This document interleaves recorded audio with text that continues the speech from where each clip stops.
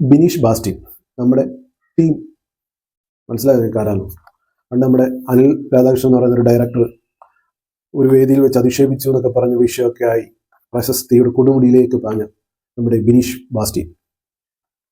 ആ ഒരു വിഷയം കഴിഞ്ഞപ്പോഴാണ് പുള്ളി വലിയ സിനിമാ നടനൊക്കെ ആയത്.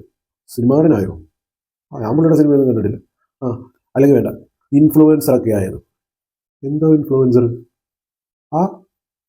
പിന്നെ അല്ലെങ്കിൽ പോട്ടെ, ഒരു നമ്മുടെ സ്റ്റാർ മാജിക് എന്ന് പറഞ്ഞൊരു റിയാലിറ്റി പരിപാടിയിലൊക്കെ വന്നിട്ട് മത്സരം പെരുപ്പിച്ച് വന്നിട്ട് പിള്ളേരുടെ കയ്യിൽ നിന്ന് ചന്തിക്കടിയൊക്കെ മേടിച്ച് കുറേ വലിയ ആളായ ഒരു താരമാണ് നമ്മുടെ ബിനീഷ് ബാസ്റ്റിൻ. ഇപ്പോൾ വീണ്ടും പുള്ളി താരമായത് ഇവിടെ താര എന്ന് പറഞ്ഞിട്ട് ഒരു പെൺകുട്ടിയെ 6 വർഷത്തെ നീണ്ട പ്രണയത്തിന് ശേഷം കല്യാണം കഴിച്ച് ഇപ്പോൾ കുടുംബജീവിതം ബ്ലോഗായിട്ട് പുള്ളി ചെയ്ത് ഒരുപാട് പ്രശസ്തിയൊക്കെ ആയി നിൽക്കുന്ന ഒരാളാണ് ബിനീഷ് ബാസ്റ്റിൻ. വിഷയം അതല്ല. കഴിഞ്ഞ ദിവസം ഈ മിസ്റ്റർ ബാസ്റ്റിൻ ഒരു ബർത്ത്ഡേക്ക് ഒരു പോസ്റ്റ് ഇട്ട് ഫേസ്ബുക്കിൽ. ഈ പോസ്റ്റിന്റെ അടിയിൽ കഷ്ടകാലത്തിന് പുള്ളിയുടെ ഒരു സുഹൃത്ത് അനസ് എന്ന് പറയുന്ന ഒരു ഹതഭാഗ്യനായ ഒരു ചെറുപ്പക്കാരൻ വന്ന് ബർത്ത്ഡേ വിഷസ് പറഞ്ഞു. അന്നേരം എന്തോ ഇത് നമ്മുടെ ബാസ്റ്റിൻ തിരിച്ചൊരു 8ന്റെ പടി തിരിച്ചു കൊടുത്തു.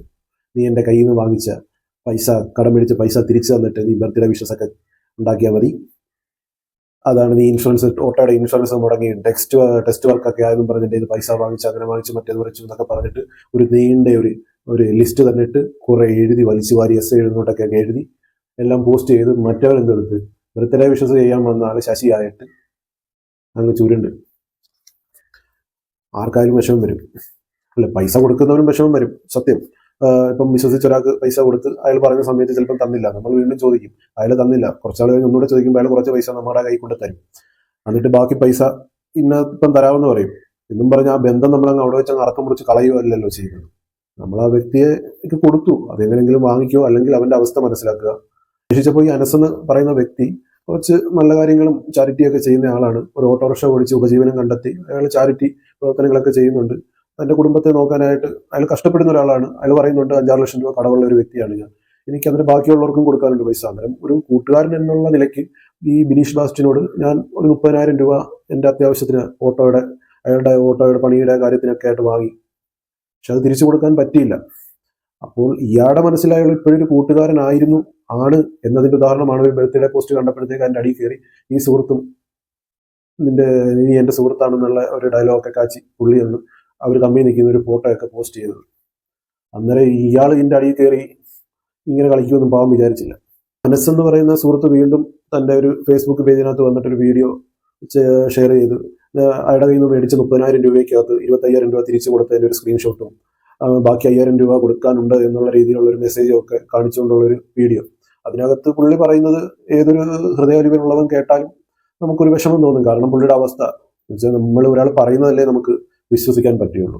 നമ്മൾ പറയുന്നത് വിശ്വസിക്കുന്നതിലുപരി അയാളുടെ ആ പശ്ചാത്തലവും അയാളുടെ കുടുംബവും അയാളുടെ തൊഴിലും എല്ലാം നമ്മൾ ഓർക്കണമല്ലോ. അപ്പോൾ അതിൽ എനിക്ക് തോന്നിയത് ബാസ്റ്റിൻ കാണിച്ചത് സത്യം പറഞ്ഞ ഇന്നത്തെ ഭാഷയിൽ പറയുകയാണെങ്കിൽ വെറും ചെറ്റത്തരമാണ്. നമസ്കാരം, അനസ് പാണാവള്ളി. ഇത് രാവിലെ മുതൽ സോഷ്യൽ മീഡിയ ചർച്ച ചെയ്തൊരു വിഷയം. ഞാൻ ബിനീഷ് ബാസ്റ്റിനിൽ നിന്നും ലക്ഷക്കണക്കിന് രൂപ പറ്റിച്ച് കൊടുക്കാതെ മുങ്ങി നടക്കുന്നതായി ലോകം മുഴുവൻ എന്നെ ചിത്രീകരിച്ച് ബിനീഷ് ബാസ്റ്റിൻ തന്നെ എന്നെ നാണം കെടുത്തുകയുണ്ടായി. ഞാൻ അതിനുശേഷം അതിന്റെ നിജസ്ഥിതി വെച്ചിട്ട് ഒരു വീഡിയോ ചെയ്യുകയുണ്ടായി. 30,000 രൂപയാണ് ബിനീഷിൽ നിന്ന് ഞാൻ വാങ്ങിയത്. അതിൽ 25,000 രൂപ തിരിച്ചു കൊടുക്കുകയും ചെയ്തു. ഇനി കൊടുക്കാനുള്ള 5,000 രൂപയാണ്.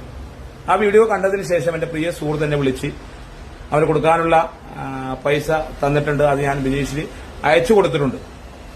ഇനി ബിനീഷുമായിട്ടുള്ള സാമ്പത്തിക ഇടപാട് ഇതോടുകൂടി തീരുകയാണ്.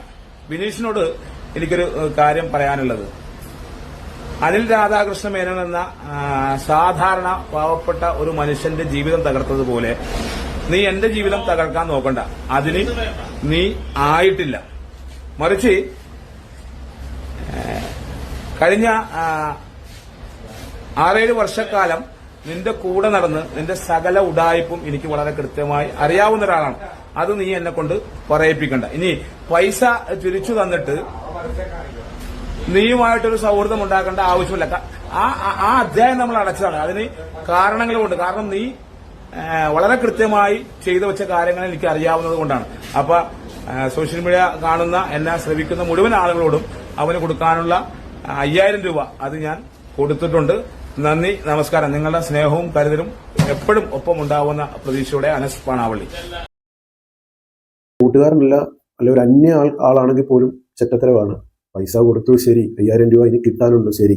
പക്ഷേ ഒരു പൊതുസമൂഹത്തിൽ, ഒരു സോഷ്യൽ മീഡിയ എന്ന് പറയുന്ന ഈ ലക്ഷക്കണക്കിന് അല്ലെങ്കിൽ കോടിക്കണക്കിന് ആൾക്കാർ കാണുന്ന ഈ സമൂഹത്തിൽ അങ്ങനെ ഒരു പോസ്റ്റ് ഇടുമ്പോൾ നിങ്ങളൊരു കാര്യം ഓർക്കണം. അയാളുടെ കുടുംബത്തിനെയോ അല്ലെങ്കിൽ അയാളുടെ കുഞ്ഞുകുട്ടി ആ മക്കളെയോ ഒക്കെ ഒന്ന് ഓർക്കേണ്ട ഒരു ചുമതല നിങ്ങൾക്കുണ്ടായിരുന്നു. ആ ഒരു വിളവുകേട് നിങ്ങളുടെ പഴയ പരിപാടികൾ സ്റ്റാർ മാജിക്കിലെ ആണെങ്കിലും പിന്നെ ആ പണ്ടത്തെ ആ വേദിയിൽ ഇയാൾ തറയിൽ കിടന്ന് ഞാൻ തറയാണെന്നുള്ള ഡയലോഗൊക്കെ അടിച്ച് എനിക്ക് തറയിലിരിക്കാൻ അറിയാമെന്നുള്ള ഡയലോഗൊക്കെ അടിച്ച് ചെയ്തതൊക്കെ കണ്ടെച്ചാൽ നിങ്ങളുടെ ഭാഗത്ത് നിങ്ങളെ ഒരു മറുപടിയെ പ്രതീക്ഷിക്കാവുള്ളൂ. അതിനുള്ള വിവരമൊക്കെ ഉള്ളൂ തനിക്ക്. സോഷ്യൽ മീഡിയ ഒന്നാകെ ഇപ്പം ബിനീഷ് ബാസ്റ്റിൻ പറഞ്ഞത് ശരിവെക്കുമ്പോഴും നമ്മൾ മനസ്സിലാക്കേണ്ടത് ആ എതിർഭാഗത്തുള്ള അനസ് എന്ന് പറയുന്ന ചെറുപ്പക്കാരന്റെ മനസ്സ്, അയാളുടെ കുടുംബം, അയാളുടെ കുട്ടികൾ, ഇവരെയൊക്കെ നമ്മളൊന്ന് കണക്കിലെടുത്ത് നോക്കിയാൽ നമുക്ക് മനസ്സിലാകും. ഇത് സത്യം പറഞ്ഞാൽ ഇത് വേണ്ടാത്തൊരു ഇഷ്യൂ ആണ്. വെറും 5000 രൂപയെന്ന് ഞാൻ പറയുന്നില്ല. 5000 രൂപയാണെങ്കിലും 5 ലക്ഷം രൂപയാണെങ്കിലും 50 ലക്ഷം രൂപയാണെങ്കിലും നമുക്ക് കിട്ടാനുണ്ട് എങ്കിൽ ആ വ്യക്തിയോട് ചോദിച്ചതിന് ഒരു ലിമിറ്റൊക്കെ ഉണ്ട് നമുക്ക്. ചിലപ്പം ഒരാളെ കൊണ്ട് ചിലപ്പോൾ 1 വർഷം സഹിക്കാൻ പറ്റും, ചിലപ്പോൾ 2 വർഷം സഹിക്കാൻ പറ്റും.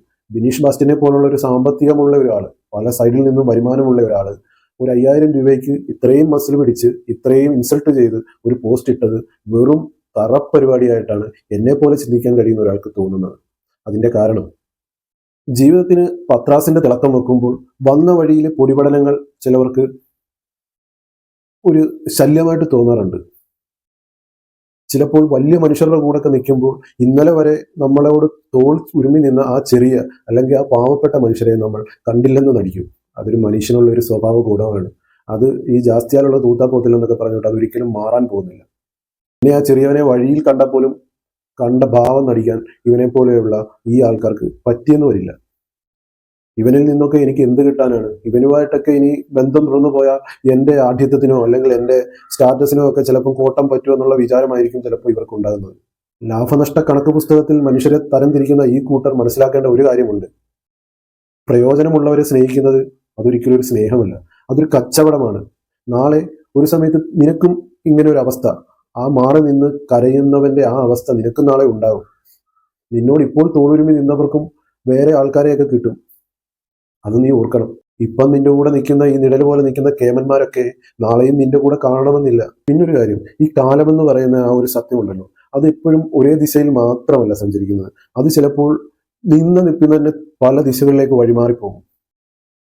പണത്തിന്റെ അധികാരത്തിന്റെയും ആ നെഞ്ചത്ത് ചവിട്ടി ഇങ്ങനെ നിൽക്കുമ്പോഴുണ്ടല്ലോ, അത് ഇല്ലാത്തവന്റെ മേലെ കുതിര കയറാൻ കിട്ടുന്ന ഒരു ആർജവം, അത് ഒരിക്കലും നിലനിൽക്കുന്ന ഒരു സംഭവമേ അല്ല. ഒക്കെ സംഭവമാണ് എന്ന് കരുതുന്നവർക്ക് കാലം തിരിച്ചടികൾ കൊടുത്തിട്ടുണ്ട്. ചിലപ്പോൾ ഒരു വിഷപ്പാമ്പായിട്ട് നമുക്ക് നേരെ തന്നെ തിരിഞ്ഞു കൊത്തുന്ന ഒരു സ്ഥിതി വരെ നമ്മളെ കൊണ്ട് എത്തിക്കും. ആ എത്തിക്കുമ്പോൾ എന്ത് ചെയ്യും? നമ്മുടെ കൂടെ ഉണ്ടായിരുന്ന ആ കേമന്മാരൊക്കെ പുക പോലെ മറഞ്ഞങ്ങ് പോകും. പിന്നെ ഒന്നുമില്ലായ്മയുടെ ആ പടുകുഴിയിലേക്ക് വീഴുമ്പോൾ ആ വീഴ്ചയുടെ ആഘാതം ഒരു തരത്തിലും നമ്മൾ ചിന്തിക്കുന്നതിലും അപ്പുറത്തേക്കായിരിക്കും. ചിലപ്പോൾ ഭാഗ്യമുള്ളവരാണെങ്കിൽ ഒരു കാര്യം ദൈവം കരുതി വെക്കും. നമുക്ക് ആ വീഴ്ചയിൽ കൈത്താങ്ങായിട്ട് കാണുന്നത് ചിലപ്പോൾ ഈ നമ്മൾ തള്ളിക്കളഞ്ഞ ആ വ്യക്തികളും നമ്മളിപ്പോൾ വിഷമിപ്പിച്ച ആൾക്കാരും ചിലപ്പോൾ നമ്മളെ തിരിഞ്ഞു നോക്കിയെന്ന് വരും. ഒരിക്കലും നീ പുതിയതായിട്ട് കിട്ടിയ ഈ സൗഭാഗ്യങ്ങളോ ഈ സമ്പത്തോ ഈ ആൾക്കാരെ ഒന്നും നോക്കിയിരുന്നിട്ട് ഒരു കാര്യമില്ല. എൻ്റെ ബാസ്റ്റിനെ അങ്ങനെ കുഴി കിടക്കുമ്പോൾ നമ്മുടെ നേരെ ഒരു കൈ നീണ്ടു വരണമെന്നുണ്ടെങ്കിൽ നമ്മൾ പണ്ട് പുച്ഛിച്ചതും തള്ളിക്കളഞ്ഞതുമായിട്ടുള്ള ആൾക്കാരുടെ കൈ തന്നെ ആയിരിക്കും. അത് ഓർക്കണം. ബാസ്റ്റിനല്ല, ബാക്കിയുള്ള ഏത് ബാസ്റ്റിന്മാരായാലും, ഈ ബാസ്റ്റിന്റെ മനസ്സുള്ള ഏത് ബാസ്റ്റിന്മാരായാലും അത് ഓർക്കേണ്ട ഒരു കാര്യമാണ്. തങ്ങളെ അവഗണിച്ചതുപോലെ തിരിച്ചു അതേ നാണയത്തിൽ അവഗണനകൾ നൽകാൻ ഈ അനസിനെ പോലുള്ള പാവത്തുങ്ങൾക്ക് അറിയാൻ വയ്യാഞ്ഞിട്ടല്ല. ആ വേരുകൾ വെട്ടിമാറ്റി പുതിയ പൂക്കളുടെ സൗന്ദര്യത്തിലോട്ട് പോകുന്നവർക്ക് കാലം കരുതി വെച്ചേക്കുന്ന ശിക്ഷ വളരെ വലുതാണ്. അത് തിരിച്ചറിയണം നിങ്ങൾ. ബാസ്റ്റിനെ പോലുള്ള ആ മെന്റാലിറ്റിയുള്ള പൊതുസമൂഹത്തിൽ ഒരു വ്യക്തിയെ വ്യക്തിഹത്യ ചെയ്ത ആ മെന്റാലിറ്റിയുള്ള ആൾക്കാർ ഇത് മനസ്സിലാക്കുക തന്നെ വേണം. ഉള്ളിൽ അഹങ്കാരം തോന്നാം, ആർക്കും തോന്നാം. ആ അഹങ്കാരത്തിന്റെ കൊടുമുടിയിൽ നിൽക്കുമ്പോഴും നേരത്തെ നമ്മൾക്ക് കൈത്താങ്ങായ മനുഷ്യരെ ഒരിക്കലും തള്ളിക്കളയരുത്. നാളെ നമുക്കൊരാപത്ത് പറ്റുമ്പോൾ താങ്ങാകുന്നത് ഒരുപക്ഷെ ആ കൈകൾ തന്നെയാണ്. ഈ ടീമിനെ പോലെ അല്ലെങ്കിൽ ഈ ബാസ്റ്റിനെ പോലെയുള്ള ആൾക്കാരാൽ മനസ്സിലാക്കേണ്ട ഒരു കാര്യം എന്ന് പറഞ്ഞാൽ, നമ്മൾ എത്ര ഉയരത്തിൽ പോയാലും നമ്മുടെ കാൽക്കീഴിലും മണ്ണ് ഒലിച്ചു പോവുകയാണെങ്കിൽ നമ്മളെ താങ്ങി നിർത്തുന്നത് ഈ അനസിനെ പോലുള്ള അല്ലെങ്കിൽ നമ്മൾ ഇപ്പോൾ തള്ളിക്കളയുന്ന ആൾക്കാരെ പോലുള്ള ആ വ്യക്തികളുടെ ആ ശക്തിയേറിയ നമ്മുടെ പഴയ ആ തായ്വേരുകൾ ആണ് നമ്മളെ താങ്ങി നിർത്തുന്നത്. ഒരു കൊടുങ്കാറ്റിൽപ്പെട്ട് നമ്മുടെ ശാഖകളെല്ലാം ഒടുങ്ങി പോയാലും നമ്മളെ താങ്ങി നിർത്തേണ്ടത് ആ തായ്വേരുകൾ തന്നെയാണ്. ആ വേരില്ലെങ്കിൽ ചിലപ്പോൾ ഒരു ചെറിയ കാറ്റടിച്ചാൽ ചിലപ്പോൾ നമ്മൾ നിലം പതിക്കാൻ ഇടവരും. അഹങ്കരിക്കരുത് മനുഷ്യ. പാസ്റ്റിനെ നിങ്ങൾ അഹങ്കരിക്കരുത്. നിങ്ങളുടെ പഴയ വീഡിയോസും പഴയ ജീവിതശൈലികളും ഒക്കെ കണ്ട എല്ലാ മലയാളികൾക്കും അറിയാം നിങ്ങൾ എവിടെ നിന്ന് വന്നവനാണ് എന്നുള്ളത്. നമ്മളാക്കിയ വഴികൾ ഒരിക്കലും മറക്കരുത്.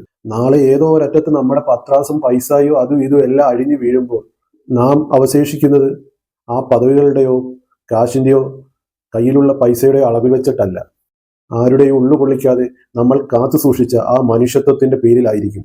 അതിനാൽ താങ്കളെ പോലുള്ള മറ്റു വ്യക്തികൾ അറിഞ്ഞിരിക്കേണ്ട ഒരു കാര്യമുണ്ട്. തെറ്റാരുടെ ഭാഗത്തോ കാശ് കൊടുത്തവനും അത് മേടിച്ചവനും ചില ഉത്തരവാദിത്തങ്ങളുണ്ടോ, അത് ഞാൻ ഒരിക്കലും മറന്നിട്ടല്ല ഈ സംസാരിക്കുന്നത്. പക്ഷേ താങ്കൾ ഇപ്പോൾ കാണിച്ച പ്രവൃത്തി ഇഷ്ടപ്പെടാത്ത ഒരു വ്യക്തി എന്ന നിലയ്ക്കാണ് ഞാൻ ഇത്രയും നിങ്ങളോട് സംസാരിച്ചത്. നിങ്ങളോട് മാത്രമല്ല, ഈ മൈൻഡ് സെറ്റ് ഉള്ള ഒരുപാട് ആൾക്കാരോടാണ് ഞാനിപ്പോൾ ഇത് പറഞ്ഞത്.